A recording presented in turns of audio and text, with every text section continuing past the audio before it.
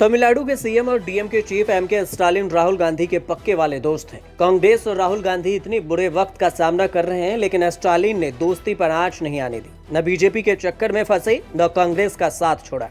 Line, length, frequency कहीं 1 inch इधर उधर नहीं होती है।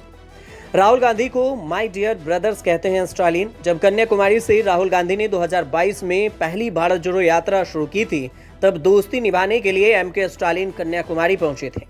भारत जोड़ो यात्रा के लिए तिरंगा भी स्टालिन ने ही राहुल गांधी को थमाया था।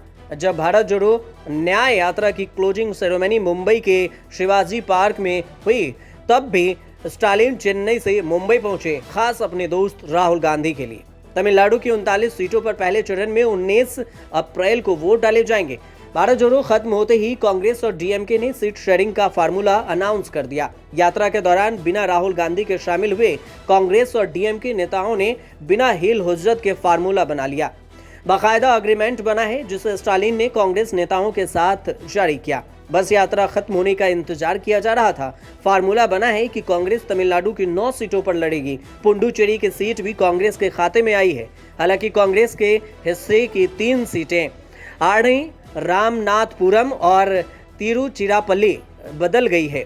इस डील के लॉक होने का एक मतलब ये भी है कि 2025 के विधानसभा चुनाव में भी डीएमके कांग्रेस मिलकर चुनाव लड़ेंगे। 2019 के चुनाव में कांग्रेस को पूरे देश से निराशा हाथ लगी थी, लेकिन पंजाब, केरल के साथ तमिलनाडु ही वो राज्य था जहां कांग्रेस का स्ट्राइक रेट तगड़ा था। कांग्रेस ने केरल के बाद सबसे ज्यादा 8 सीटें तमिलनाडु से जीती थी। 2014 में कांग्रेस डीएमके अलग अलग लड़े थे। दोनों का नुकसान इतना बड़ा था कि दोनों का स्कोर 0 हुआ था। 2019 में अलग रहने की गलती नहीं दोहराई। कांग्रेस ने 8 सीटें लड़कर सारी 8 सीटें और डीएमके ने 24 सीटें लड़कर सारी 24 सीटें जीती थी। तमिलनाडु की बाकी पार्टियों के साथ मिलकर संयुक्त प्रोग्रेसिव अलायंस ने 39 में से 38 सीटें जीती थी।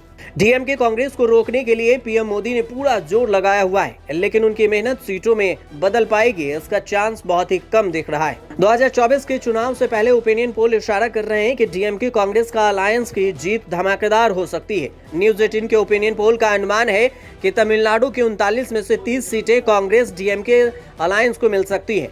एबीपी सी वोटर का अनुमान है कि कांग्रेस डीएमके सारी 39 सीटें जीतने की स्थिति में है।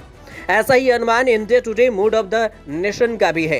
डीएमके कांग्रेस के लिए प्लस पॉइंट यह है कि जयललिता के निधन के बाद एआईएडीएमके अपना असर खोती दिख रही है। बीजेपी के साथ अलायंस टूटने से पार्टी और कमजोर दिख रही है। बीजेपी जयललिता के वक्त वाली एआईएडीएमके की जगह भरने की कोशिश कर रही है, लेकिन रुझानों से कोई पॉजिटिव सिग्नल नहीं है। तमिलनाडु बीजेपी अध्यक्ष अन्नामलाई भीड़ तो जुटा रहे हैं, लेकिन भीड़ के वोटों में कन्वर्ट होने का इंतजार भी है। ब्यूरो रिपोर्ट, न्यूज़ तक।